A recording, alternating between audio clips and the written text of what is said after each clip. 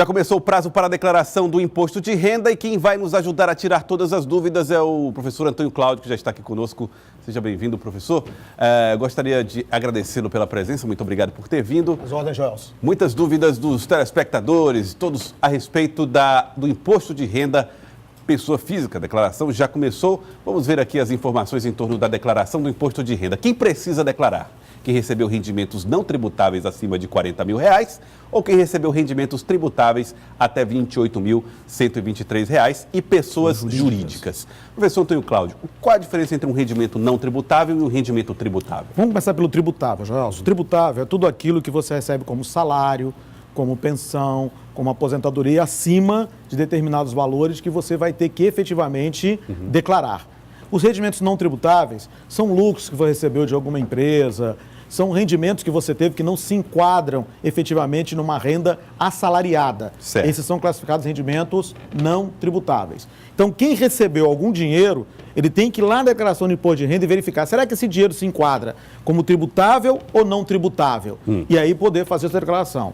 Uma regra, não deixe de informar para o imposto de renda, porque hoje isso tudo está integrado em sistema. E aí quem deixa de informar pode ser surpreendido posteriormente com uma cobrança de um tributo muito maior do que aquele que efetivamente ele poderia ter pago. Entendi. Então, e as pessoas jurídicas? Todo mundo que é dono de empresa precisa fazer declaração? Obrigatoriamente, todo mundo vai ter que fazer essa declaração de imposto de renda. Seja declarando do simples, seja declarando lucro presumido ou lucro real, tem que apresentar a declaração de imposto de renda. E aí independe de quanto a empresa lucrou, quanto conseguiu lucrar? Independe, tem que ter a declaração de imposto de renda da empresa. Esses valores aí de 40 mil e 28.123 é só para pessoa física? Só pessoa física, não se refere à pessoa jurídica. Por quê? Pessoa jurídica ela tem enquadramentos tributários diferenciados.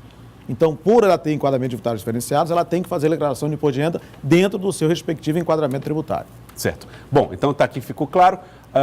As pessoas que têm rendimentos tão não tributáveis acima de 40 mil, isso durante o ano inteiro de 2017, A grande maioria vai se enquadrar em quem recebeu rendimentos tributáveis, que é aquela pessoa que trabalha em algum lugar e durante aquele ano ela recebeu aquele volume de dinheiro. A empresa é obrigada a entregar para ela um resumo de tudo que ela recebeu no ano e já separando o que ela pagou de INSS, o que ela recebeu de 13º, quanto descontou na fonte. Quanto descontou na fonte de imposto de renda, tudinho para ela fazer a declaração de imposto de renda dela. Então a maioria das pessoas está dentro dessa categoria, R$ 28.123, rendimentos tributáveis. Ainda tem um detalhe, né? O governo não fez a atualização da tabela, não reajustou pela inflação passada.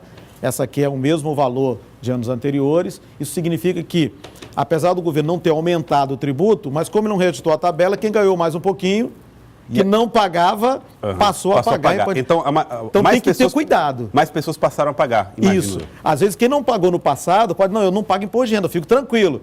Se ele não dar uma olhada agora, ele pode ser surpreendido com um imposto imenso que ele deixou de pagar e vai ter que pagar multa. Entendi. Então, tem que dar uma olhadinha. Tem que dar uma olhadinha, conferir quanto você ganhou no ano passado para saber se enquadra, se encaixa nesses valores. Exatamente. Vamos a mais uma colocação aqui, mais uma dúvida. Pessoas que possuem bens acima de R$300 mil precisam declarar? Como é que a pessoa sabe que o seu bem, o seu patrimônio vale R$300 mil? Seu apartamento, sua casa, seus imóveis? Como é que ela faz somar esse valor? Você vai ter que chegar a levar esse valor em função daquilo que foi registrado no cartório. Se eu comprei um apartamento de 280 mil, eu declaro? Não. Se eu comprei um apartamento de 310 mil, eu declaro? Sim. Então isso vai ter que estar na sua certidão, no seu contrato de compra e venda, para você colocar no seu imposto de renda. Independente de se eu tive renda ou não no ano anterior. Se eu tenho uma casa que vale esse valor ou mais, tem que declarar. Tem que declarar. Independente se você ganhou mais de 28 mil ou não, você tem que declarar. Mas é isso. Eu somo casa, apartamento, carro, todo o meu patrimônio ou só bens imóveis? Não. Aqui você vai somar todo o seu patrimônio. Tá. Por que, Joelson, que acontece isso daqui? Porque o imposto de renda vai cruzar isso aqui com a declaração que você colocou lá atrás de quanto você ganhou. Como é que você declara que não ganhou 28 mil reais, mas tem um patrimônio de R$1 milhão? Alguma coisa está estranha nessa história. E aí abre-se investigações futuras. Exatamente. Por isso que eu preciso colocar essas duas informações. Outro detalhe que vou aproveitar aqui já antes de você pergunte. Trabalhadores rurais. Trabalhadores rurais não tem contra-cheque. Sim. Né? Ele planta milho, arroz, feijão, cria bode, cria gado, cria tudo.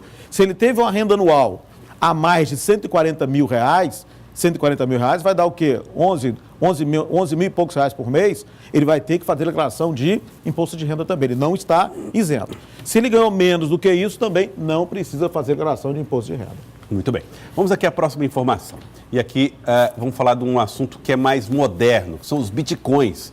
Os lucros com a moeda virtual devem ser declarados? Para quem não sabe, bitcoins são moedas virtuais que as pessoas estão comprando aí para lucrar, inclusive especulando muitas vezes, né? Essa é a grande discussão desse ano, né? Uhum. Moeda virtual, apesar de não ser reconhecida legalmente, eu tenho que declarar ou não? Moeda virtual é patrimônio. Então, quem diz declaração de imposto de renda? Quem comprou moeda virtual com mais de 5 mil reais, ele tem que ir lá na sua relação de bens e declarar a moeda virtual, ok?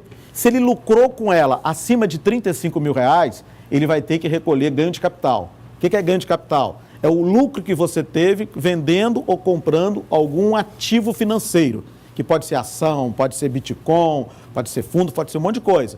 E aí, esse valor que você ganha acima de 35, ele vai ter que pagar 15% para o imposto de renda. Então, imagina, comprei 10 mil reais de moeda virtual. Estou acima de 5? Estou. Vou ter que ir lá nos bens e direitos e colocar, olha, eu tenho moeda virtual no qual o investimento foi 10 mil. Ok. Aí eu vou lá na outra parte da declaração do imposto de renda, que é justamente a parte de ativos não financeiros, e declaro, olha, eu fiz transação comprando e vendendo e lucrei 40 mil reais. Se eu lucrei 40 mil reais, né, eu vou ter que pagar 15% de imposto de renda como ganho de capital. Então, bitcoins vai entrar na Tem que entrar na declaração de imposto de renda. Próxima informação, vamos lá. Umas dúvidas mais frequentes aqui. Lucros com caderneta de poupança devem ser declarados? Não, caderneta de poupança não paga imposto de renda. Uhum. Você vai pegar o teu saldo e colocar lá em bens e direitos, só isso. Ela não incide nada de imposto de renda. Se quem investe, por exemplo, em fundos especiais, renda fixa, título do tesouro, essas pessoas precisam declarar? Precisam. Se esses fundos eles têm imposto de renda incorporado ao processo, eles vão ter que declarar o saldo e o ganho e ver o imposto de renda que pagou. Uhum. Por exemplo, um LCI, letra de crédito imobiliário, isso não tem imposto de renda. Então, você só incorpora, você coloca a declaração do valor que você aplicou e coloca os juros que você ganhou. Se o juro que você ganhou está acima de 35 mil, você vai ter que pagar o imposto de renda. Muito bem. Próximo, vamos lá. Pais separados podem declarar o mesmo filho como dependente? Não, isso aqui é uma pergunta que sempre a gente vê. Por quê? Só para esclarecer para o público. Quando eu declaro como dependente, isso reduz o que eu pago de tributo, entendeu?